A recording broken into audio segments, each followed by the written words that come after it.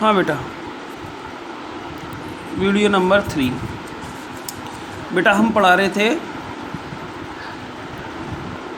वैद्युत अपघटनी चालक, जिनमें विद्युत धारा का प्रवाह मुक्त आयनों के कारण होता है, उनको वैद्युत अपघटनी चालक कहा जाता है बेटा। अब वैद्युत अपघटनी चालक के आधार पर हम पदार्थों को दो भागों में बांटते हैं। वैद्युत धारा के प्रवाह के आधार पर, उनके वियोजन के आधार पर। कोई विद्युत अपघट का वियोजन कब हो ज़्यादा होता है, कब नहीं होता। तो वैद्युत अपघटनी चालक, या अपन कहें कि वैद्युत अपघट्ट किसे कहते हैं। सबसे पहला टॉपिक है वैद्युत अपघट्ट, ELECTROLYTE, इलेक्ट्रोलाइट, वैद्युत अपघट्ट।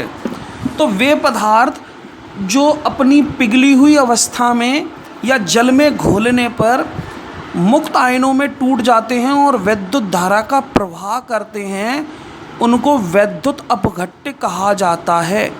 जो विद्युत धारा का प्रवाह करें, मुक्त आयनों में टूट जाएं, जलीय विलयन में घुलने पर या पिघली हुई अवस्था में, वैद्युत अपघट्ट कहलाते हैं। वैद्युत अपघट्ट दो प्रकार के होते हैं, एक तो प्रबल होते हैं और एक दुर्बल वैद्युत अपघट्ट होते हैं। प्रबल और दुर्बल, इन दोनों में क्या फ़र्क है? प्रबल वैद्युत अपघट्ट और दुर्बल वैद्युत अपघट्ट में क्या फ़र्क है? तो प्रबल वैद्युत अपघट्ट वो होते हैं जिनका वियोजन ज़्यादा होता है, जो अपने आयनों में ज़्यादा वियोजित हों, ज़्यादा टूटें, उनको प्रबल विद्युत अपघट्ट कहते हैं। और जिनमें विद्युत धारा का चालन ज़्यादा हो, इसके उदाहरण है बेटा प्रबल अम्ल हुए, है ना, प्रबल क्षार हुए, है ना, सभी लवण, ये सब प्रबल वैद्युत अपघट्ट के उदाहरण हैं। जो अपने आयनों में ज़्यादा टूटते हैं, जिनका वियोजन ज़्यादा होता है, अपने आयनों में ज़्यादा टूटते हैं, उनको प्रबल। एक दुर्बल, जिनका आयनन कम हो, अपने आयनों में कम टूटे, विद्युत धारा का चालन कम करे, उनको दुर्बल विद्युत अपघट्ट कहते हैं। बस आयनन की मात्रा के आधार पर है, वियोजन की मात्रा के आधार पर है। जो वैद्युत अपघट्ट ज़्यादा वियोजित हो जाएं वो प्रबल, और जो कम वियोजित हो, कम आयनों में टूटे, कम विद्युत धारा का प्रवाह करें, वो दुर्बल कहलाते हैं। इसके उदाहरण जैसे दुर्बल अम्ल है ना, दुर्बल क्षार है, ये सब दुर्बल वैद्युत अपघट्ट के उदाहरण हैं।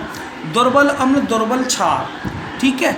तो प्रबल तो सारे प्रबल हैं और दुर्बल जो हैं वो सारे दुर्बल हैं। ये वैद्युत अपघट्ट।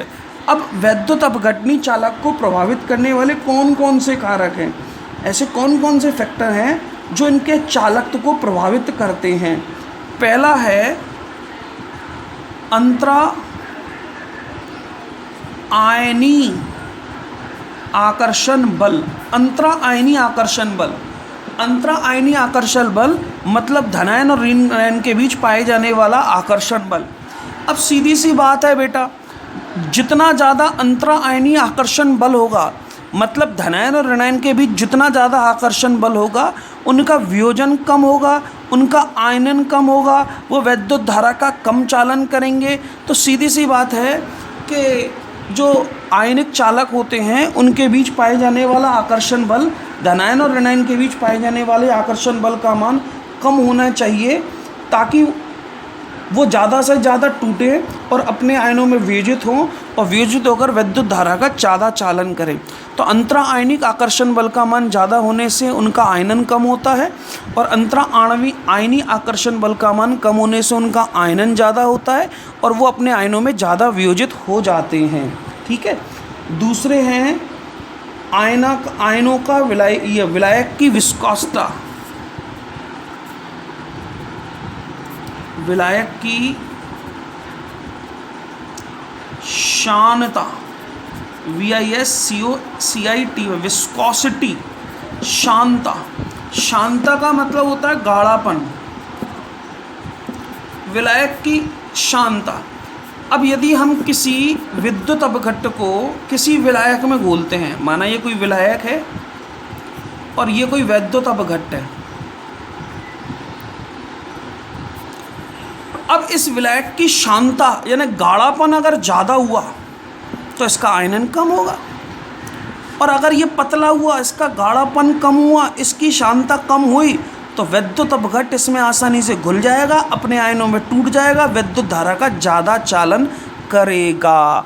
तो सीधी सीधी सी बात है कि जिस विलायक में मैं किसी विद्युत अपघट्ट को घोल रहा हूँ उस विलायक की शांता का मान कम से कम होना चाहिए। जितना ज़्यादा इस विलायक की शांता होगी इस विलायक में वियोजन उतना ही कम होगा, इसका आयनन उतना ही कम होगा। तो विलायक की शांता कम होने से विद्युत अपघट्ट जो होते हैं उनकी चालकता का मान, उनके चालकत्व का मान बढ़ जाता है। शांता अधिक तो चालकत्व का मान कम होगा। तो दूसरा कारक है विलायक की शांता, पहला कारक है अंतरा आयनी आकर्षण बल। तीसरा कारक विद्युत अपघट्ट की चालक को प्रभावित करने वाला तीसरा कारक है वो है ताप, टेम्परेचर। ताप से क्या परिवर्तन होता है? तो बेटा ताप से क्या परिवर्तन होता है, देखिए आप, कोई भी अगर हम किसी विद्युत अपघटनी पदार्थ का ताप बढ़ाते हैं ना तो धनायन और ऋणायन के बीच पाए जाने वाला आकर्षण बल टूट जाएगा। ताप बढ़ाने से विद्युत अपघट्ट या विद्युत अपघटनी जो पदार्थ है उनके बीच आकर्षण बल टूट जाता है। टूटने पर उनके आयनन की मात्रा बढ़ जाती है, वियोजन की मात्रा बढ़ जाती है, वो अपने आयनों में ज़्यादा वियोजित होते हैं जिससे उनके चालकत्व के मान में वृद्धि होती है।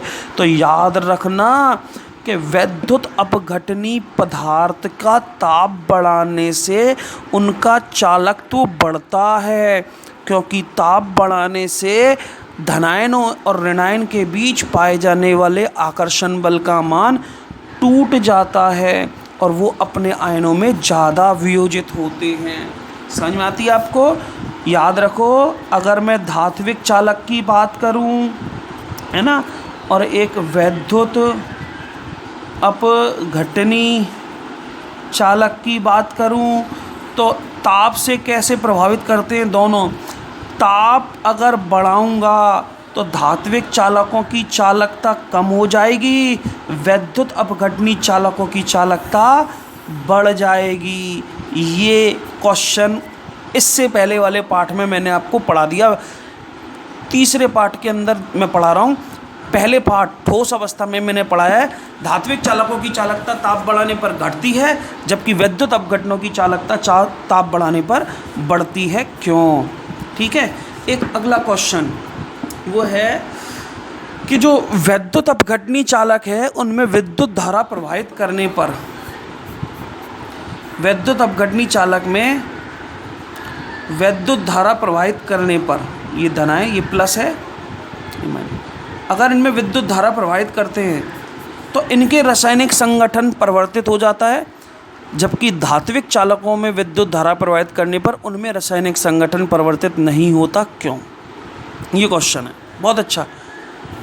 तो मैंने बताया कि धात्विक जो चालक होते हैं उनमें जैसी विद्युत धारा प्रवाहित होगी इलेक्ट्रॉन एक सिरे से दूसरे सिरे पर निकल जाएंगे, इनके रासायनिक संगठन में कोई परिवर्तन नहीं होगा।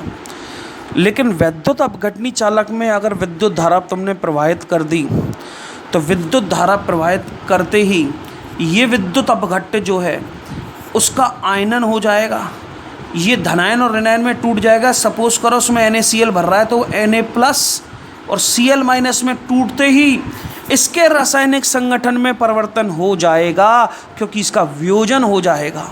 ये फ़र्क है। तो विद्युत अपघटनी चालक में अगर विद्युत धारा प्रवाहित करते हैं तो उनका रासायनिक संगठन इसलिए परिवर्तित हो जाता है क्योंकि विद्युत अपघट्ट का वियोजन हो जाता है, और वियोजन होने से चालक के मान में वृद्धि हो जाती है। ठीक है, ये क्वेश्चन। अब इन सब के बाद हमने जो अब तक पढ़ाया है वो दो पढ़ाए हैं। एक तो पढ़ाया है धात्विक चालक, एक विद्युत अपघटनी चालक, है ना। दो टॉपिक मैं आपको पढ़ा चुका हूँ। अब इनसे संबंधित एक क्वेश्चन आता है। पहला इनसे समानता पूछेगा, दूसरा इनमें असमानता पूछेगा। दो क्वेश्चन पूछे जाएंगे आपसे कि धात्विक और विद्युत अपघटनी चालक में क्या समानता है और धात्विक और विद्युत अपघटनी चालक में क्या असमानता है। ये क्वेश्चन आपसे पूछे जाएंगे। पहले मैं समानता की बात कर लेता हूँ। चलो, दोनों में समानता, दोनों ही वैद्युत धारा का चालन करते हैं। पहला पॉइंट कि दोनों ही वैद्युत धारा के चालक हैं, दोनों में ही विद्युत धारा का चालन होता है। नंबर 2, दोनों में ही अवयवी कणों के द्वारा विद्युत धारा का चालन होता है। दोनों के अंदर अवयवी कण उपस्थित होते हैं, दोनों ही विद्युत धारा का आसानी से चालन करते हैं। अब दोनों में विद्युत धारा का चालन तो होता है, लेकिन दोनों में ही जो अवयवी कण उपस्थित होते हैं, कैसे कि धात्विक चालकों के अंदर अवयवी कण होते हैं मुक्त इलेक्ट्रॉन, और विद्युत अपघटनी चालकों में अवयवी कण होते हैं आयन। तो अगर समानता की बात करें तो दोनों के अंदर ही विद्युत धारा का चालन अवयवी कणों के द्वारा होता है, अवयवी कणों के द्वारा होता है। एक में मुक्त इलेक्ट्रॉन के कारण और एक में धनायन और ऋणायन के कारण। ये दोनों की दूसरी समानता। ठीक है बेटा।